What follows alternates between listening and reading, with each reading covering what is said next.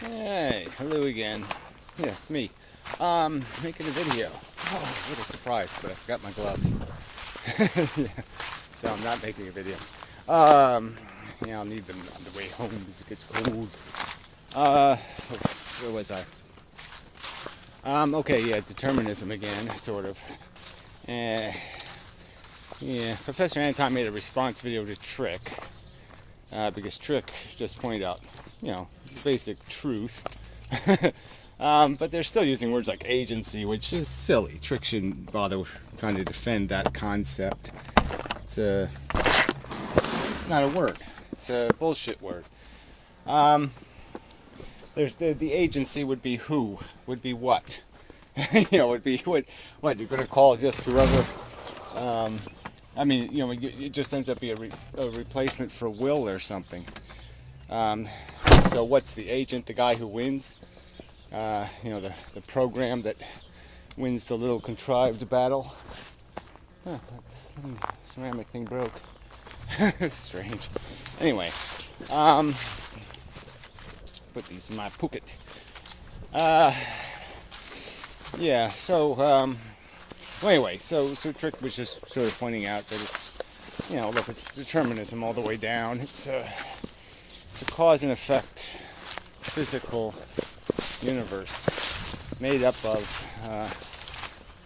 some sort of mechanics to the energy, and the energy becomes the matter. Energy frozen, so to speak, captured. This is what it does when it's captured. And we know that just one little piece of this bark, there's enough photons in there to blow this planet to bits. If they were released all at once, they would create enough pressure, energy, to just particulate all the matter in their path. And that's the world we live in. And so, there's a ton of this stuff happening. But it's doing very routine things. Lichens grow a certain way on trees. Funguses grow a certain way. Everything, microbes do a certain thing. Everything has a boundary. And it doesn't leap the boundaries. It's not allowed to break the rules. You can't just blink your eyes and transport yourself to another planet. None of that crap can happen or will happen, because it's not part of this physical world. And we know this because we have evidence of this world's history. And this is what it does, clearly. And so what are we? That's the real thing. Professor Anton is nitpicking between these two words of epistemology and ontology.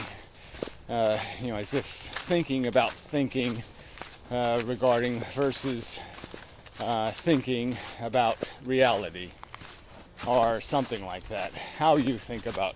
There's reality, and then there's how you think about reality. And so apparently we have to have different words to talk about these different things. And I just don't see the point in it. We can, there's a portion of what we know, what we think we know anyway, what we declare to be the truth. And those statements, some of them are highly accurate, and some not so much. And that's the game we're playing. And let us call knowledge, what sits, what's the boundary between a belief and the truth. So what you say the truth is, and what the truth is. So when you get it right, it's knowledge. When you get it wrong, it's bullshit. And in describing where we are, what we're doing, and describing the mechanism of the universe, you have to go to the physics. You have to go to biological function. And this is what was really irritating about Professor Anton's video, for me anyway. You just say, okay, let these gobbledygookers do their gobbledygook. Who cares? But he was using words like, evolution and biology, and and that's just offensive. The evolution of psychology also. because I don't think he has any respect for those disciplines at all. And it's like I do in the morning. Made some comment about there's no determinism, and it's just, and she's citing a bunch of pretend physics, a bunch of theoretical mumbo jumbo. That's all it is. Pretending that there's super special physics, super special forces, and all this other crap, and it's just there isn't. All right, the universe doesn't get more complex, as you go deeper. It gets less complex. It does really, really, really reliable and dependable things. And that's what basically quantum mechanics is pointing out, is that here's the probability, here's the range of possibility, and here's how it turns out when you roll it. Here's the shape of the roll. And so, eventually this is going to get modeled more accurately, and then we'll have a shape for these interactions. We'll have Feynman diagrams, and of more explicit functionality, and the game will be over. All right, you'll understand that it's a mechanical process. That things, guns are loaded, and then bullets come out. Bullets don't come out, and then you load the gun. It doesn't work that way anywhere in the universe. It's nonsense. And time is a property of physical necessity. If the speed of light didn't exist, there wasn't a limitation on it, let's say. It was just things photons just went from here to all the way over there, and that distance didn't require clock ticks, didn't require them, then it'd be a different universe, because everything would happen now, and that would be it. But that's not the reality. It does take clicks of universal Planck reality. You have to lay the planks, and the laying of the planks is what creates time. What else do we have to go through here? But this is just so. It's really just a commentary on, this word atheism again. There's just no point in having it, because these atheists are not atheists. Atheism means not a belief in a traditional mumbo jumbo, but it's the same difference. These people are desperate to find purpose and function in the universe for their their spirit and their thoughts and their, I mean something kind of bullshit, and it ain't there. They keep thinking they're going somewhere a microbe ain't going, and it ain't happening. And it's just very discouraging for atheists to sit there and pretend they don't know what the earth is anymore. They can't talk about what a spoon is or a peep without having a crisis. Because what? It could be God. What's the alternative? It's not a spoon, it's God? No, it's a spoon. It's just so stupid to say that because somebody is ignorant of something's function, the thing doesn't have a function anymore.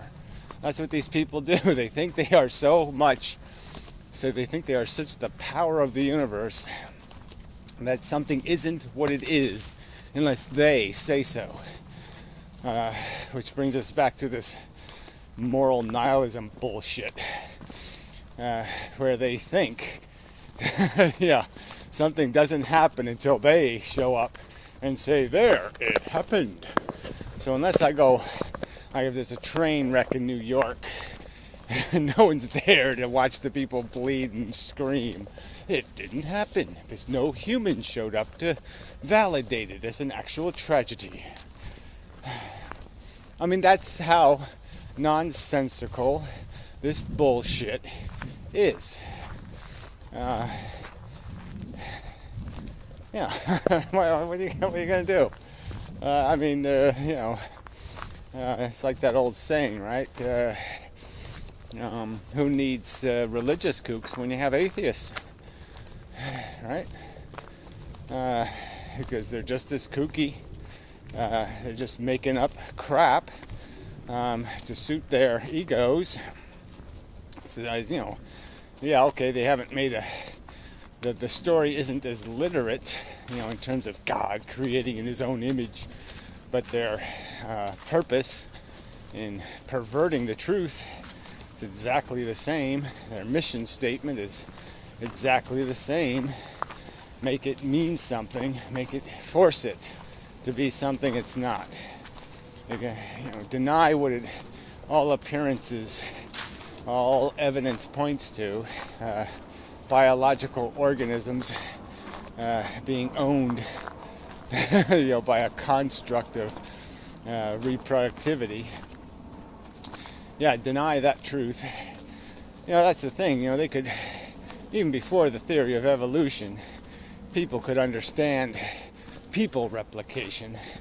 And they could certainly understand the mechanism of its perpetuation, and just this idea of dropping seed, and what's the point in that? They could question the authenticity of the mandate of biology, and they certainly could see it, that everything they were doing wasn't any more grandiose, than the horses humping in the field. And yeah, that caused them probably some dissidence as they dealt with an explanation for this mechanism, of pointless pursuit of getting somewhere, and yet for what purpose? To have it all turned into dust in the wind, or muck on the ground, or whatever. So anyway, back to the subject of,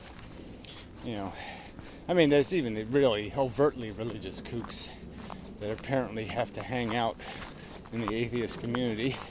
So they find comfort there, I suppose, because atheists are such religious kooks. But, talking of their souls, and as if, the soul controls us, that we have a soul, and somehow this soul was not manufactured through cause and effect, or wasn't circumstantially created, that somehow it's our fault. Yeah, right. Like somehow we engineer it. We have a whole table of ingredients, and somehow we choose, asshole or something. And it's just so silly to say there's any informed choice. There's only this progression of your ignorance, and whether or not you can escape its gravity. Whether you have the opportunity to think beyond stupid, to go beyond stupid, to step beyond stupid, into the light of enlightenment, and to argue that somehow people do that by some character of soul. It's just so silly. So anyway, back to this agency thing. Where'd the agent come from? What's the agent made out of? The quanta figure out what's right and wrong, and then whisper in our ear, "I don't think so, Davy. You shouldn't be a bad boy. I mean, come on. This is just ludicrous." It's all just programs. We are reflexive organisms. We reflexively react. It's just that we have many stages of reflex.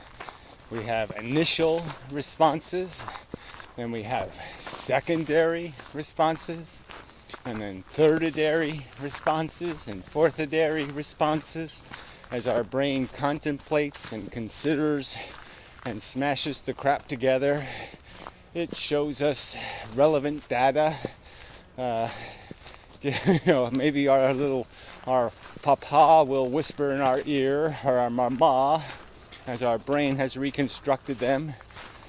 Even, Goliath, the dog, might even say, "I don't think so, Davy." And you'll say, "Yeah, Goliath is probably right. That's a stupid thing to do. So it's a good thing I didn't pull the trigger yet. I resisted the first impulse, or whatever the thing would be. But it's all going to be a matter of your word associations, your tension within your, chemical balance, whether your adrenals are pumping or not. Lots of little factors, but they're all factors. They're all material. They're all real. And you can't pretend the spoon ain't a spoon just because it's made out of metal or wood or plastic. It just doesn't matter. It fits the category. It has the properties. That's all. The end. So, I don't know. Just so. This is not a good step. I mean, come on. That's not good. Round log. Well, that ain't going to step on, right? So now my brain's got to consider this, right? It's saying, where do we put our foot? It seems the rational choice is somewhere in this area. So that did seem to work out. But it's not a great choice. Anyway. But my brain logically deduced, don't step on the wheel. Yeah, the wheel is probably not a good thing to step on. Yeah. So all quite logical. No reversibility. No, go back. No, you don't get to go back. Do-overs. No do-overs. Sorry. Not in reality. Crazy people. So, anyway. I think that's about said it. Man, we got a long way to go when atheists aren't atheists yet. Gee, we got to convince the atheists to be atheists. Ugh. Shit. And such. So, just do what I have to do, and I don't know, it is feeling so futile. Yeah, it's just time to fall in a hole deep enough to cover me. Maybe I could dig one of those.